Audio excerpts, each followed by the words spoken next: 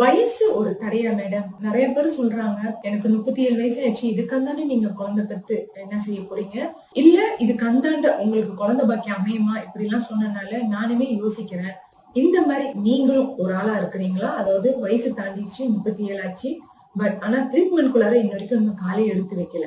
நம்ம மாதிரி மகப்பேறு ஃபெர்டிலிட்டில கன்சல்ட் பண்ணுங்க. ஆலோசனை கேட்கறதுல எந்த வகையிலும் தவறு கிடையாது. எவ்வளவு டைம் செலவு பண்றோம் மத்த விஷயத்துக்கு, நம்ம சொந்த பர்சனலுக்காக நம்ம அட்லீஸ்ட் ஒரு 1 hour ஆவது மகப்பேரை பார்த்து, டாக்டர் எங்களுக்குள்ளார இந்த மாதிரி ப்ராப்ளம் இருக்கு, சோ நாங்க இல்லற வாழ்க்கையிலே ஒன்னா இருக்கிறதே ரொம்ப குறைவு, ஆனா இப்ப பார்த்தா எங்களோட வயசு கூட ஆயிடுச்சு, நாங்க குழந்தை பாக்கியம் அமைச்சுக்கலாமா அப்படின்னு கேட்டா தாராளமா உங்க மாதிரியான தம்பதிங்களுக்கு ஆலோசனை வழங்க நம்ம தயாரா இருக்கணும்.